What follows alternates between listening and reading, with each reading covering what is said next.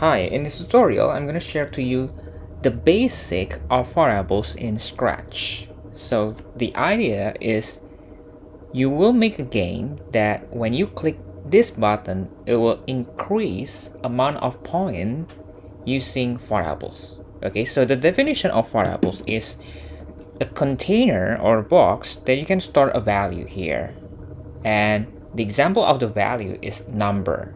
Okay, so you can go to variables section here, make a variables, and you can create any variable name that you like. Maybe let's say I will create the variable name is point. Now how do you make the events or a condition when you click this button, this sprite, then you increase the point? Anyway, how do I get this text or click text in this button? So you can go to the costumes and edit the button with text icon here, T icon. Okay, go back to the code again. So I already have a point here, point. Now I need to check the other section. Where is the events for click? Okay, so when this sprite click, then what will you do when you click this sprite?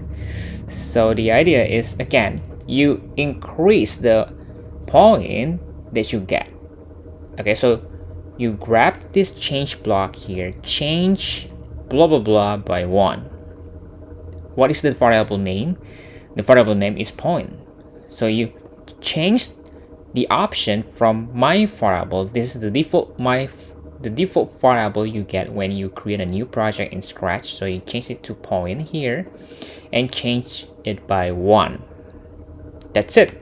Then when you click this button, you will get a new point in your variable.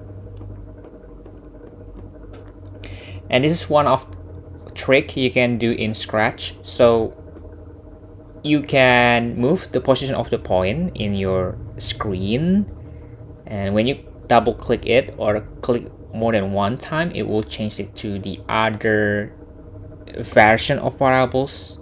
Okay, or if you want to add more feature on your variable, you can right click and you can see here normal readout, large readout, slider. Okay, so let's say I will choose large readout here. Okay, or again you can use double click to change the readout, okay, or the version of your variables. Let's say I will choose this, and now my variable will behave like the interface or the score text for my screen.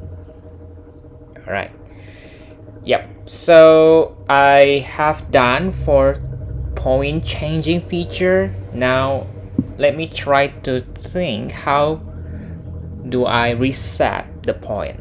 Okay, how do I reset the point? What is condition I need to reset the condition? Let's say when I click the green flag, then I will reset the point. Okay, maybe I want to play from the beginning again, so I need to go to the events again. When click this icon, green flag, then I will reset the point of my variables. Okay, so I need this block set, change my variable to point and set to 0. Okay, so when I click the green flag, now my point back to the 0. All right, so that's it. And my last tip for you, and you are so lucky if you still watching until this minute, okay, because I want to share to you one more thing that maybe one of the important thing to understand the logic of change point by 1. Okay, so how's the logic change point by 1? So it's quite simple. You can go to the operators. Okay, go to the operators and you can see here operators plus. Okay, operators plus. So the behind of the process of change point by 1 is you use set point to 0 here. Okay, replace it with operators plus here, addition here.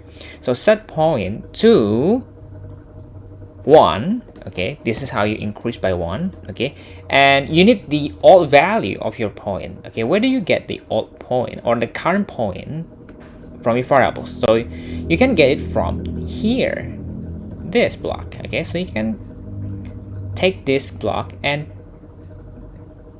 set the point block here into the left area of your plus operators or addition operators. There you go. Now you get a similar feature of change point by 1. Let me prove it to you. So I would change this block and use this block. So rather than we use this, I will try to use this block, set point to point plus by 1. Let's see if it's give us the same effect or not. So when I click this, there you go. We got the same effect of change point by 1. Hopefully you got something from this video. Thank you very much. See you again on the next video. Bye.